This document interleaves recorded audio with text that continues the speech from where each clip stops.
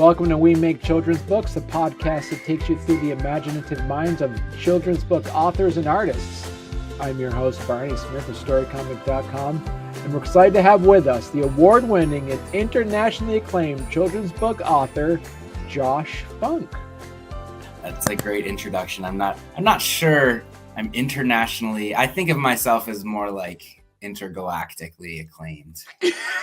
That's right. I mean, I'm going to change that then. I'm going to make sure I say intergalactically. Well, we don't know that they haven't been read in other galaxies. It's true. For some of the parents that might not be familiar with your books, or some of the people that might not have children at home, give us a little bit of background on how you got into writing children's books. Yeah, absolutely. So I am a software engineer. That's my day job. I write code during the day, and on the evenings and weekends and coffee breaks and lunch breaks and bathroom breaks, that's when I write picture books. And I didn't start writing until I was about 32 years old. I have kids. They're about your kids' age. My kids are about 3 and 6 years old when I started writing. And I was reading a ton of great books to them that I really loved, and some that I didn't love and I thought I could do better. But I decided to try. And at first, my writing was really, really terrible. I wrote stories that put myself to sleep instead of my kids to sleep. But I kept practicing, and I wrote a few stories, and my wife actually found in the local adult education flyer that you get from the town, the adult community center kind of thing. And there was a class about writing children's books. And so I signed up for it. My wife suggested I sign up for it, so I'd probably stop bothering her with all my stories that were terrible and bring them to someone else. And they introduced me to SCBWI and all these other different groups that I ended up finding people to connect with, to give me feedback on my stories and learn about both the industry and the craft of writing. And several years later, my writing improved. I kept practicing, and I ended up selling a book and getting an agent and having a couple other books in the process, all in the same fall of 2013. And during that period, I sold 3 books and got an agent in about a 2-month period. Some of it was me sending to slush piles. My first book that sold, and also the first that was released, it takes a long time to make picture books, so sometimes the order that you sell them is not the order that they come out in. But Lady Pancake and Sir French Toast, I sent it to the Sterling slush pile via snail mail, and along with a dozen other publishers, and also 30 or 40 agents that I sent emails to. And I got only one response, but it only takes one. And Sterling wanted to publish it. They're now called Union Square. They changed their name earlier this year, but they said, we like it, we want to make it a book. And then having that along with a couple other books that had interest. I have a book called Pyrosaurs that had interest from Scholastic, and another book called Dear Dragon, which had interest from some smaller publishers. And a friend of mine offered to refer me to her agent. And all of that got me connected to the agent. I had a couple offers. I signed with an agent. She closed the deal on the book that had sold and got me more than 15% more money for what it's worth. Agents are definitely worth having, in my opinion. She, as well as other reasons, not just financial, but she helped sell Dear Dragon to Penguin, which is a big publisher, and finalize things with Scholastic for Pyrosaurs. And all of that sort of set me on the path to having my first book, Lady Pancake and Sir French Toast, in the fall of 2015. So a little more than 7 years ago it came out. And Pyrosaurs and Dear Dragon came out the following fall. And this fall, I have 3 new books. And they're my 16th, 17th, and 18th. My Pet Feet, and the dates get, so they've gotten shifted around a bunch, but the dates that are listed on the screen there are correct, but on November 1st is It's Not the Three Little Pigs, and November 15th is The Great Caper Caper, and both of those are part of larger series. The Great Caper Caper is the 5th Lady Pancake and Sir French Toast book, and that will be my 18th book, and in just over 7 years. So you did mention that you do have a few series that are going on. As you said, the Lady Pancake and Sir French Toast series has 5 books. Well, we'll have 5 books coming out. It's Not a Fairy Tale is another series that you do. You did mention in a previous interview how important it is to kind of diversify your writing a bit. What are some of the other benefits of also kind of diversifying your writing style for picture books? Well, I would say that's great advice. Wherever you heard me say that, I'm sure I meant it at the time.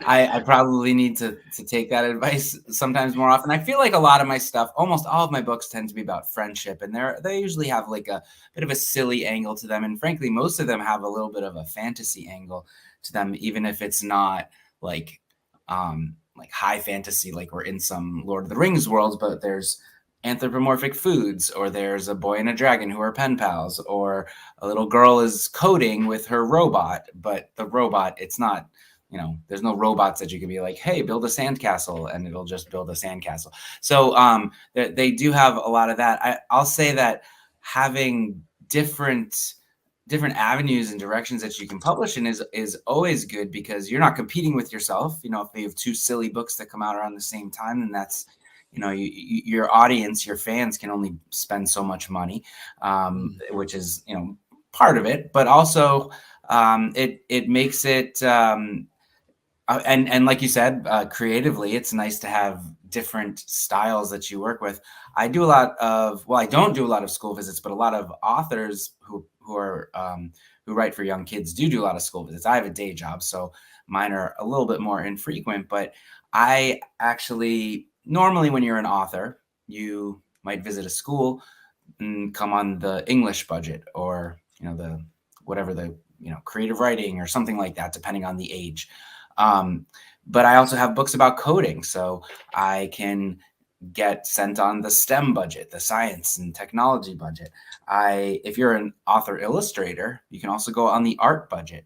There's a whole lot of different areas that you can sort of, and then I actually very recently visited the city of Auburn, Alabama, and I visited all of their schools for National School Lunch Week on their child nutrition program budget.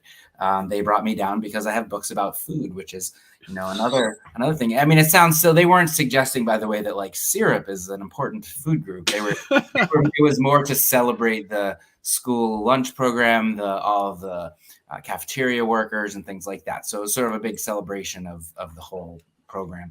And so having a fun book about food and an author visit with that was cool. But yeah, I think that I am not a historian, so I don't feel qualified, at least at this point in my life, to write biographies of people, but a lot of authors will write fiction and nonfiction. Maybe they'll also write chapter books, or graphic novels, or middle grade novels, or just different genres in general, different age groups. And I think that that's definitely something. I've actually tried to write some chapter books and a little bit of a graphic novel manuscript, just the text. And similar to my picture books, the first dozen or so that I wrote were really, really terrible.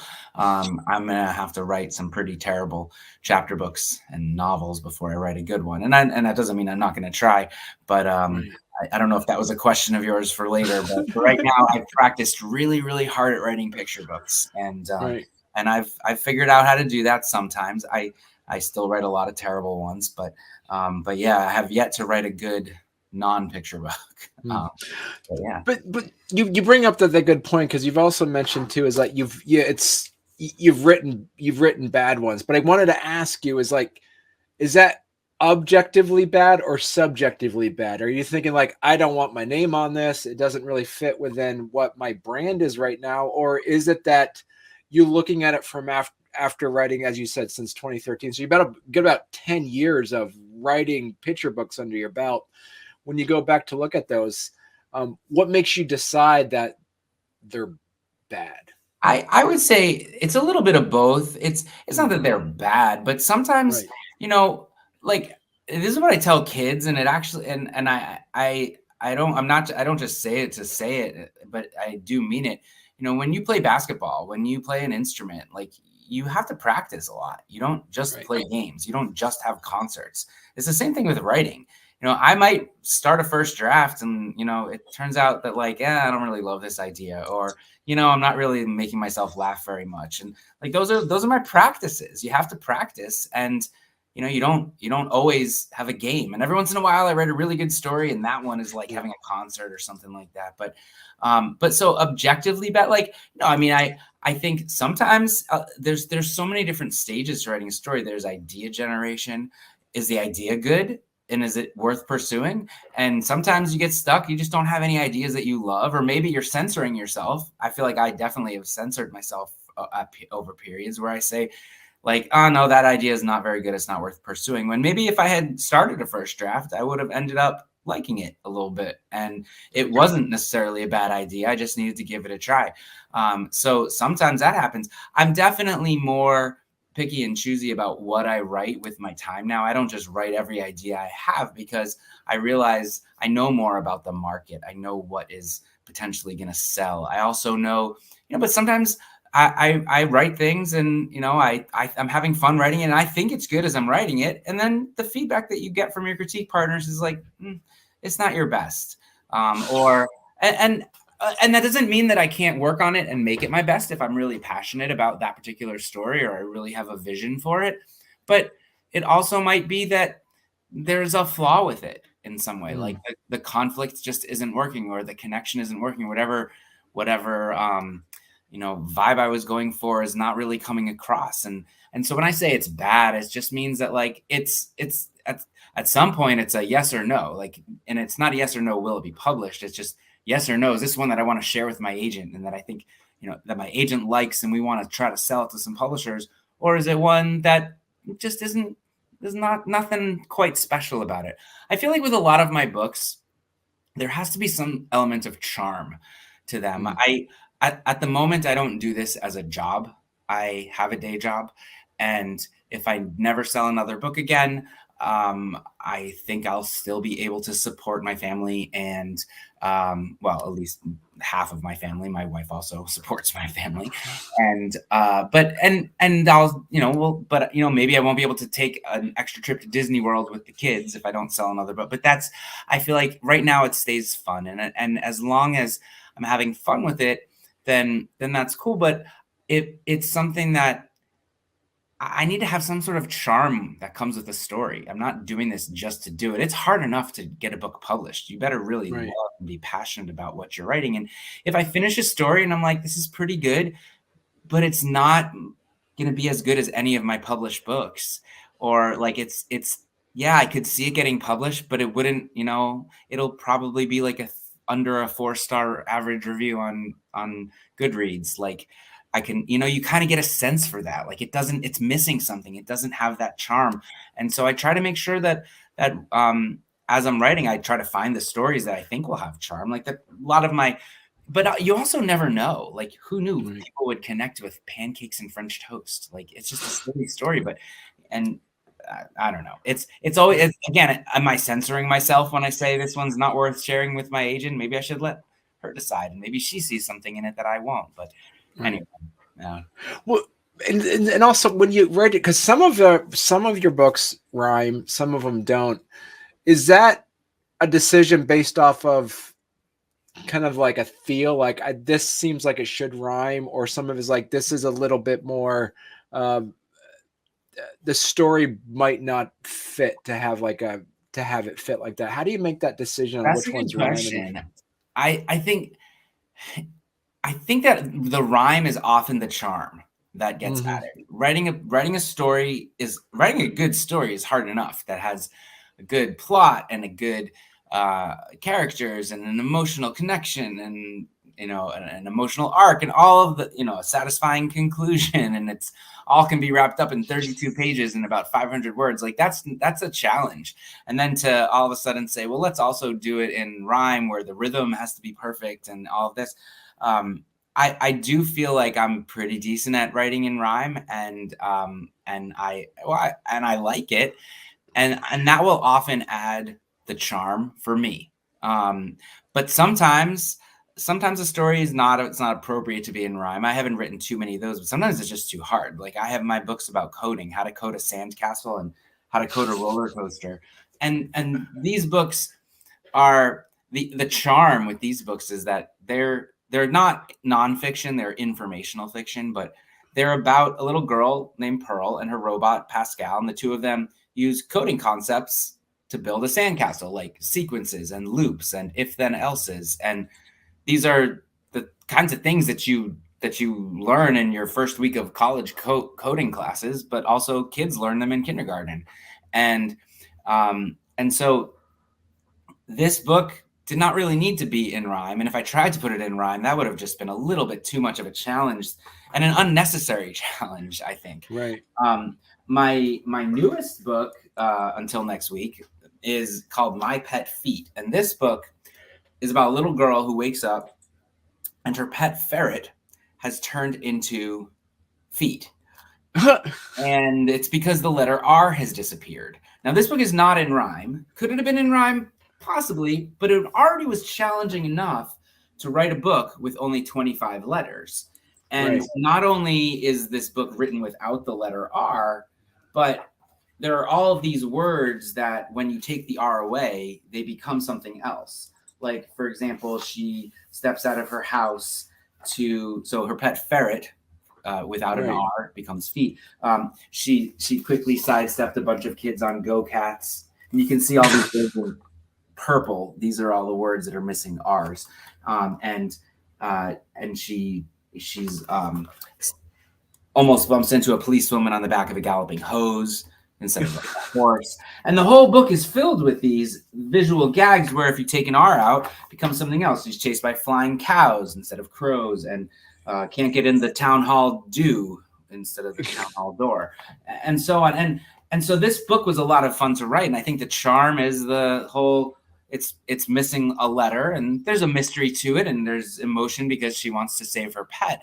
But I think the real charm is that it's clever that there's a lot of Right. R's missing. And you might, as a teacher, think, wow, we could really talk about language. We can talk about, letters and spelling. It's not really an alphabet book. It is an alphabet book, but it's not an ABC book, I guess you would say, because it doesn't involve the alphabet. But you could also, but it's fun and it's funny. Right. And even if you don't know the alphabet, there's flying cows and they can't get in the door because it's a giant poop emoji and silly things like that. Like you don't have to know how to spell ferret or even what a ferret is to really enjoy this book. And so I think for me the charm is has to be there in whatever I write.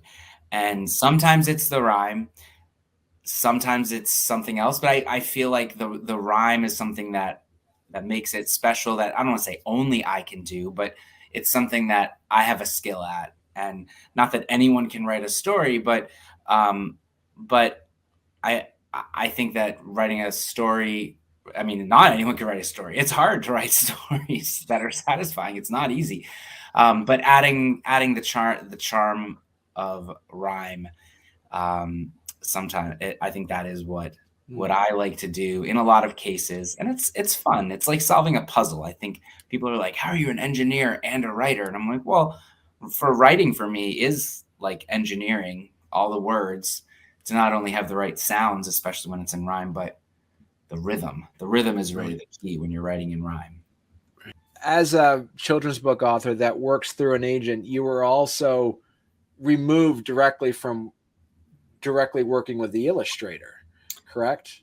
Yeah, traditionally that's the case. You don't usually work with an illustrator in advance. I have yet to work with one in advance, although I do have a handful of sequels. So there are times where I've worked, quote unquote, with an illustrator already because we've made 2, 3, 4 books together.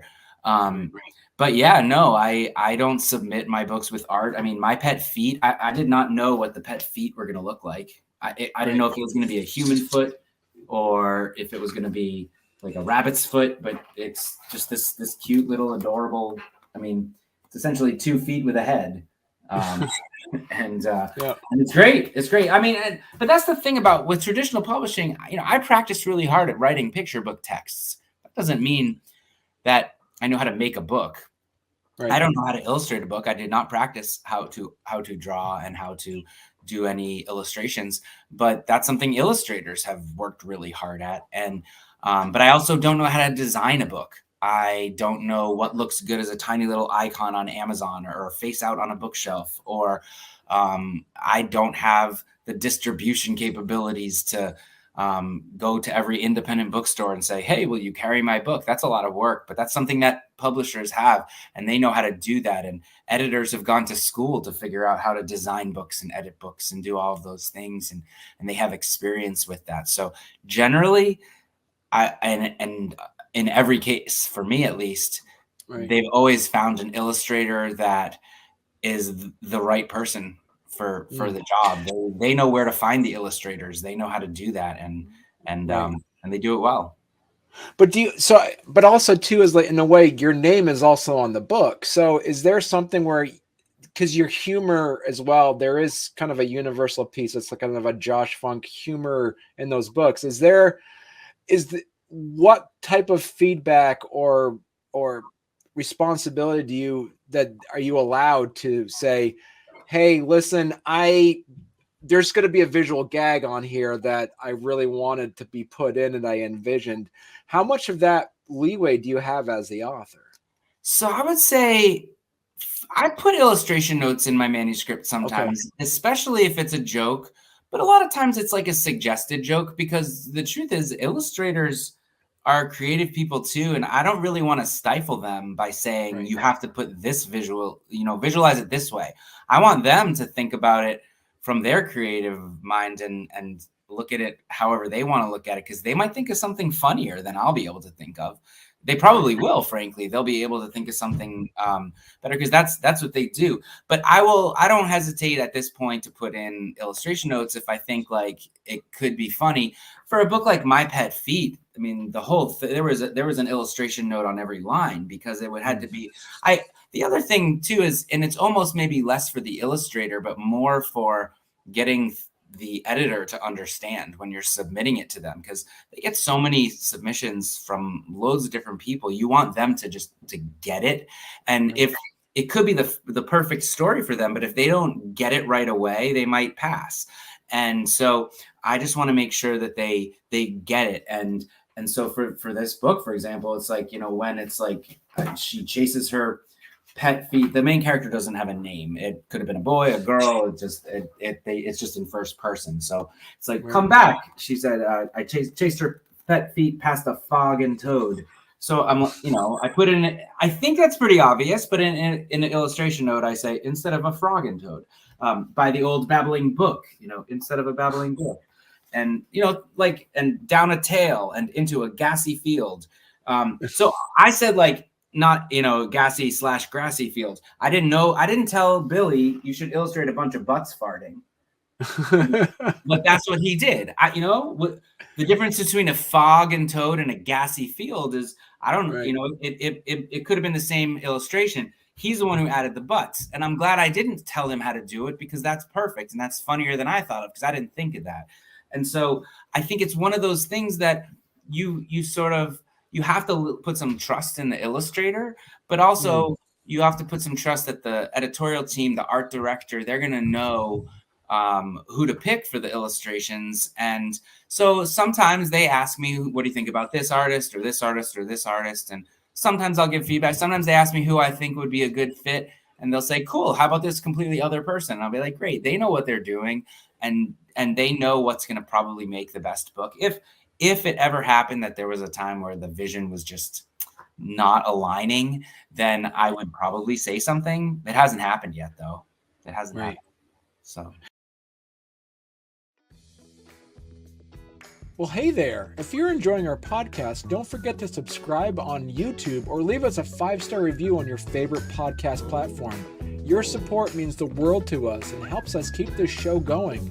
We love hearing from you, so any feedback is welcome. And thank you for being a part of our podcast family and for all your support. It truly means a lot to us. So now I'm really curious. Just remind, but with my pet feet, could this be another series, like having other words taken out at any? Because you've set this up also as another series that you could probably do now. So one, it depends on how successful it is, because Right. the books have to sell well enough. So would I like to do? I would love to do more books in the series. The thing about this is specifically for the formula that I use in this about an R disappearing. I sort of lucked into R. Luck slash it was the most likely word to come up, and or letter to come up, and I'll explain why. So I made a typo. I wrote the word fiend instead of friend. It was either a typo or an autocorrect. I'm not sure. But that made me think, well, why would a friend turn into a fiend? You took the letter R away. What happened to the rest of the R's? What would happen if the whole world lost all of the R's? And so I started thinking about it this way. And now it turns out that, and I did not pick the letter R because of this, but it turns out that the letter R is the most commonly used consonant in the English language. After after E and A, then R. And that's why you see it on Wheel of Fortune. It's RSTLNE. That's why you think R comes first. It's not alphabetical, right? So now the thing is, so that's according to the Oxford English Dictionary, it is the most commonly used consonant. So if you were to look at like all of the words in every book ever published, then you'd have letters like T and H, even because of the word the and things like that would get an unfair boost. If you look at all the different types of words, ignoring and all the different tenses, like adding an ing or ed or things like that, or s for plural, all of those letters would get a boost. If you look at just the root words, that's the Oxford Concise English Dictionary. If you look at just the root words, that's when that is when you get R as the most commonly used consonant. And now that made this both easy and hard to write My Pet Feet. It made it easy because there are a lot of words out there that if you take the R away, it becomes another word. And it had to be the same part of speech. And in most cases, it was nouns because it was funnier to visualize something. But it had to be the same part of speech, right? Because every sentence made sense. I passed a fog and toad. I didn't run past some verb and toad because that wouldn't make sense. You don't run anyway. So, and so it had to be the same part of speech, and it had to make sense in the sentence. But it also made it hard because I had to avoid a lot of words. One of the first, when I started drafting this, the first page I wrote, or the first lines I wrote before I even had a plot, was, "This whole situation was a massive catastrophe, a huge disaster, a bad thing." And that cracked me up. And so looking back, that actually was one of the first things I wrote. And that made me laugh. And in fact, one of the rejections I got from an editor on this said, I took it to acquisitions. We really liked it. It just wasn't right for us. But that one line really cracked everybody up. And so, and that was at Simon & Schuster. And then we sent it to a different editor at Simon & Schuster, and they acquired it. So Simon & Schuster definitely had a good thing for it. So R is the best letter to use, basically, is what it comes down to. I've tried to look at some of the other letters. It's hard. It is hard. It would be hard to reproduce using the same formula. It might have to be a completely different thing, like it was palindromes, or we do something with a number or something else with words, but it probably won't be that one, like a specific letter disappears. I don't know. Simon & Schuster, even if you look at the spine here, you can see that they even covered up the spine because Simon & Schuster has an R. Like, they were totally on board with it. That's awesome. Yeah, that's really cool. So I also want to talk to you a little bit about Lady Pancake and Sir French Toast, because you also have that book coming out, The Great Caper. The concept of world building. Did you kind of sit back in your chair with your fingers kind of like curling, of like, now let me get into the entomology of all these different animals and what kind of personalities every single prepared food versus like, natural food. Like, I'm really, really curious about how this world has evolved over since 2013. Yeah, so it's there are some rules that probably get broken along the way. When I started writing this, I did not know it was going to be a series. Now, Right. Lady Pancake and Sir French Toast is the first book, and in this one, they race through the fridge for the last drop of syrup, Lady Pancake and Sir French Toast, and causing culinary chaos along the way. They run by Potato Mash Mountain and Orange Juice Fountain, and cause a bean avalanche and all of these different things. And at the time, honestly, a lot of the things that words and locations that I picked were based on the rhythm and the rhyme. Sauerkraut Peak could have been some other word that had the same, like sauerkraut, like the same three syllables that had the emphasis on the first and the third. And so like but I mean, it had to be something that could be something you would ski down, but it didn't have to be sauerkraut. It was like, oh, that would make a fun visual for what I want to see. When I saw Brendan Kearney's art for the first time, I thought, I want to tell more stories in this world. It was so cool, and there was so much depth to it. And so that's when I thought, well, what other problems could there be in a fridge? So in the first one, it's like, have you ever fought with a sibling over the last slice of pizza, the last cookie? Like, that's what's happening. That's a food problem. The last drop of syrup they're fighting over. Well, so I thought, well, what about, have you ever opened the fridge and smelled something kind of funny? And so that's what happens in the case of the stinky stench. And in this one, I really went wild. Like, not only did I refer to things that happened in the first book, like that bean avalanche that happens in the first book that's called Mount Everbean, like Mount Everest, but Mount Everbean. Also sounds like Catnip Everdeen, but I don't think that has anything to do with it. Or Katniss. Sorry, my cat's name is Catnip Everdeen, and that's one of my cats. And so, but yeah, so they end up, going through. There's Marshmallow Coast and all these places. Honestly, just things that I thought that the rhythm worked for the book, right. And I thought it was a fun place. I think they don't eat anything outside, as far as I know, and at least, I mean, I guess I wrote it, so I should know. But they don't eat each other. There's no, kind of cannibalism going on. So in this book, they have to help Agent Asparagus in Mission Defrostable. They help Agent Asparagus try to go to figure out who is causing the fridge to freeze over. Like, has anyone ever opened the fridge and maybe the thermostat was turned down too much? One time a hummus I had was like an ice block. There was ice chips in my orange juice, and so I thought, well, that's another fridge problem. But I did think, like, who would be, let's just say, the meanest vegetable. And people think, like, oh, it'd be one that tastes bad or something, but I think it actually would be the asparagus, because they're tall and skinny and hang out in cliques, and they have big fancy hair. They're basically the sorority girls of vegetables. And so nothing against sorority girls. I guess I do have something against sorority girls, but anyway, I always thought that would be like they would be the sorority girl of the vegetables, right?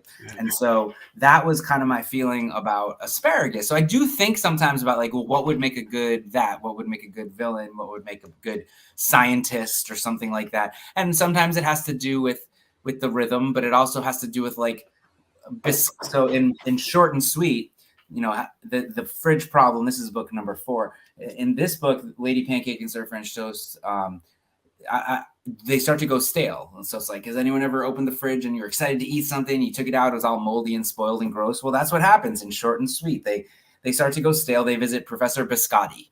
And I thought Biscotti is kind of like a nerdy sounding name. At one point it was going to be Professor Garbanzo, but that was a little bit too small of a thing to illustrate.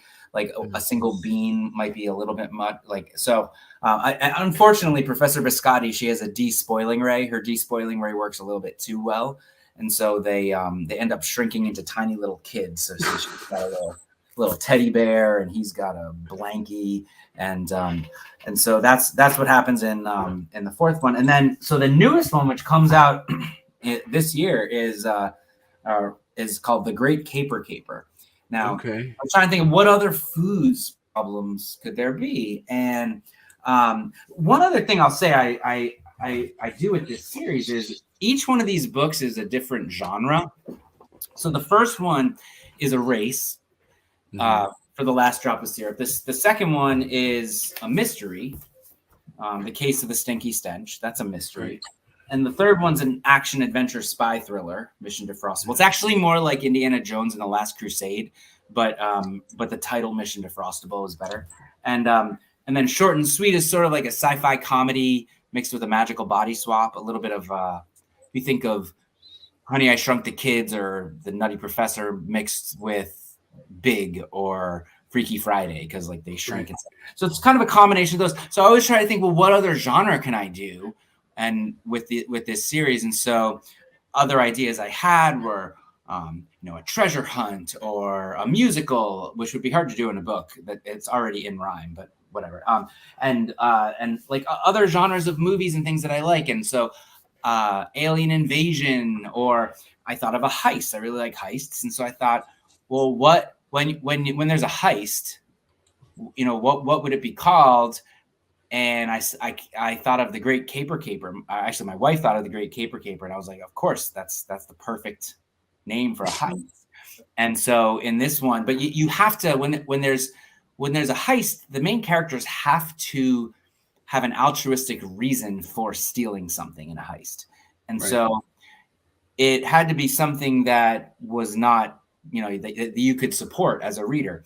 So I thought, well, what if the caper, this evil caper, stole the light bulb? So have you ever opened the fridge and the light bulb was out? It probably happens more rarely, but it does happen.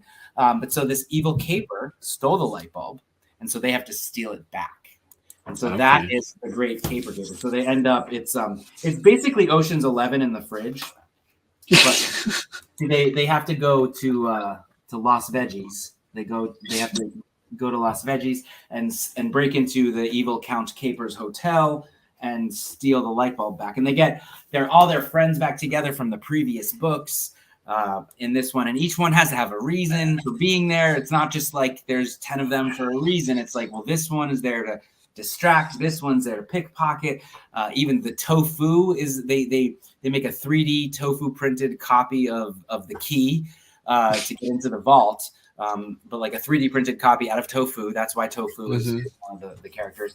And so, you need your getaway drivers or you're distracted. Anyway, so all the different foods are in there for a reason, but kind of like bring the gang back together. It has, not only does it have the great Muppet Caper vibe, because that's a, Muppets, but it has the first Muppet movie where it's like you're bringing everyone back together, which I think was basically just Blues Brothers. But so it's, so that's the Great Caper. And no, I'm really excited about it. It was just named as an independent bookstore's Indie Kids Next list selection, and so, which is a big deal because they only pick 10 picture books every 2 months that independent bookstores all put in a little votes for, and so it's I'm excited about it, and it comes out very, very soon. I just got my authored copies yesterday, actually. So, nice. No, I'm curious. So because you've been having Lady Pancake and Sir French Toast out, as we say, since 2015, so the past 7 years. Is there any idea, because they seem to get getting more and more expansive and the world seems to be getting larger and larger, has there ever been a thought of you to say, listen, I want to recognize the kids who read this 7 years ago, they're now like teenagers? Is there I need to make a larger kind of like graphic novel of so they can really sit down and read this? It's interesting. I don't know how I would. I've thought about it. I think maybe early readers, like a leveled reader, which actually you would probably read in learning to read on your own. I've toyed around with the graphic novels. I just don't know. There's the picture book world building is vague. And I think it's okay that it's vague, but if you really go into a graphic novel, you got to make some rules. Like, what do they eat? I mean, maybe you don't, but I'm a little scared to do that. So I'm not sure, like, how do they procreate? It's just like things I'm not sure I want to go there. And like so the politics and society, what's yeah, happening, and like why are these guys in charge anyway? Like, why do they seem to solve all the problems? Who voted them there? It's like they have these royalty names. Why? Who made them royal? I don't know. It's just sort of, yeah, too many questions if I really think about it too much. So I think with picture books, you can kind of just like leave it alone. And with the early readers, maybe you can like focus in on a character and like do something fun with the character. But with like a real plot and a real story, the rules of the fridge break, I think. Right. I was just curious about that because you have such a great IP with this. I mean, just even it leaves it open to have so much potential. Like even thinking about the difference between the culture in the refrigerator versus the pantry, like, like dried goods as compared to like refrigerated goods. And like, but also, why are there croissants in the fridge? Like, that's another problem. But so yeah, and like, are there people? And I say no. I say there aren't people. But what happens? Well, you'll have to see in book 6, which I have not announced the title yet, but I've already written it. It's the fridge problem is, have you ever left something in the fridge that didn't belong there? Which does sort of break that there is an outside of the fridge kind of thing. But it's also I'll tell you the genre. It's an alien invasion. So, are they really coming from outside of the fridge? Is there like a space in this world? Anyway, so yeah, alien invasion. And have you ever left something in the fridge that didn't belong there? Like that time I left my wallet and couldn't find it for the weekend. Talk to us a little bit also about your latest It's Not a Fairy Tale story. Yeah, so the fairy tale series is it's so fun to write these books. The first one is it's not Jack and the Beanstalk, and then it's not Hansel and Gretel, and Edwardian Taylor is the illustrator. He does an amazing job. But in these books, the characters, they're meta fractured fairy tales. So you probably read Fractured Fairy Tales. These ones are meta in the sense that the characters talk back to the narrator. They don't want to do what the storyteller is telling them to do. So Jack is like, I don't want to climb that beanstalk. I don't want to sell my cow for 5 beans. That sounds like a terrible deal. So they poke fun. Like, if you lived in the woods your whole life, don't you think you would know that if you dropped breadcrumbs on the ground, animals would eat them? I mean, plus it's a famine. I mean, why are you dropping breadcrumbs on the ground during a famine? Like that's cool. So all of these things, like I point out the absurd things about characters in fairy tales. I always thought, characters in fairy tales are kind of dumb. They do a lot of dumb things, but what if they were smart and they didn't want to listen to the storyteller? And then I started, as I was writing this, I like to poke out the fun and absurd things that happen in these fairy tales that like, why are they stories that we've told to children all these years? Like, why are we sending a little girl in the woods by herself holding food, like on a half-hour walk? Like, shouldn't someone go with her at least? Like, but whatever. But so then I started thinking, well, in addition to poking fun at the story themselves and having the characters not want to do that, let me throw in some more twists. So in this one, the wolf is also sick, and so Captain Hook fills in for the wolf. So halfway through the book, when the wolf's supposed to show up, Captain Hook shows up and is like, well, the wolf was sick. He asked me to fill in. I'm doing the wolf a favor. And so, but then Captain Hook's like, wait, what? I have to eat this little girl? Like, what's going on? And, then she goes and so they're so fun to write. And then so in the newest one, It's Not the 3 Little Pigs.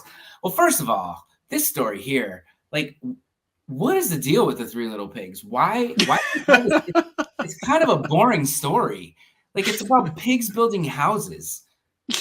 Why did anyone ever think this would be interesting? And it's really just about like I guess they're too lazy or they're not using the right materials. Like, have you ever tried to build a house out of straw? That sounds like a pretty big challenge. Like, that does not sound easy at all. So if somebody were to actually successfully build a house out of straw, that's probably harder than building a house out of bricks. Whatever, that's not the point. In this one, I thought, in addition to pointing out all the silly things about the story, what if first of all, well, not first of all, seventh of all, pigs are not, most pig litters are like an average of like 7.5 according to Google. So the odds that you have a litter of only 3 pigs is very, very slim. So there's probably going to be more than 3 pigs. So I added a 4th pig just to make it a little more realistic. And now each of these pigs has their own personalities, and they're being sent off into the world. And the 4th pig, she wants to be a storyteller. So she is sort of a competing narrator with the storyteller. Okay. So in this one, she doesn't want to do what she'll point out all the silly things about the story, but she also tries to take over the story and make it a little more interesting and more exciting throughout the book. Because after all, as she points out, like I said, it's a story about pigs building houses. What is exciting about that? Let's add some flair. And so that's what Allison, the 4th pig, tries to do. And so yeah, with these stories, I'm always trying to poke fun at the actual story, but also, put some twists on it to hopefully entertain. With a lot of my books, I'm trying to entertain the children. Obviously, they're books for kids, but my picture books are meant to be read by an adult to a child. They're at a 5th grade reading level, give or take. I use big words on purpose because I think if a kid hears big words, they'll learn them. And if they don't know what it means, they can ask the adult reading to them. Or if they don't know what it means, maybe it'll just show them in a picture what they're doing. Oh, rappel means to climb down because you see Lady Pancake rappelling down a rope of spaghetti. Okay, cool. So that means rappel means climb down. I learned a word. So you can learn big words now, but also I think it's important that the adults are also having fun reading these books, because an enthusiastic adult reader is going to make the book so much more enjoyable for the kid. And, if you're reading a book that you're not enjoying as a parent, you're not going to, you might not, it's not going to be as good of an experience for the child because that'll show. So I try to make it as easy as possible for the adults to have a good time by making it entertaining for the adults. And then the kids are going to enjoy the books that much more. And so that's sort of my goal, kind of like a Pixar movie. You can get the jokes on different levels, and you'd be surprised, kids will get some of those jokes. I have in the second Lady Pancake book, there's 2 of my favorite jokes. Number 1 is when Inspector Croissant trips by mistake. Get it? It's Steak who's a lady, Miss Steak. So that's one of my favorites. But then later on, there's a literal red herring. And in a mystery, a red herring means a bad clue. Right. But in this case, the red herring was supposed to be like, somebody said the red herring, that's the stinky stench. But so it's both a literal and a figurative red herring. And I even have a line in here. It says, "It seemed the red herring was just a bad clue." The definition of a red herring. It's a red herring. Yeah, but then I'll go and visit a 2nd grade or 3rd grade, and they'll be like, "We studied mysteries. We know what a red herring is." And the kids will get those things. Even if you make it so that it's like for the adults or not, but kids will get them. So, right. Yeah. This is great. So very excited. So as of this recording, as we mentioned, that you do have all those books will be coming out. All within the next 2.5, 3 weeks. So. Right. So by the time people are listening to this, they'll probably be available. In fact, I've been told by some of my bookstore friends that the Great Caper Caper is already in stores. So if you buy books from an independent bookstore, sometimes you can get books early, even before they come out. So yeah, even though it's not November 15th yet, the Great Caper Caper is in some bookstores. Good. No, Josh, if people want to learn more about you or follow you on social media, what would be the best place they could go to? I am Josh Funk Books everywhere. I'm joshfunkbooks.com. I am at Josh Funk Books on Twitter and Instagram and Facebook. I'm not on TikTok. I've been advised by my kids not to get on TikTok. So for now, I'm not there. But yeah, Josh Funk Books is where I am.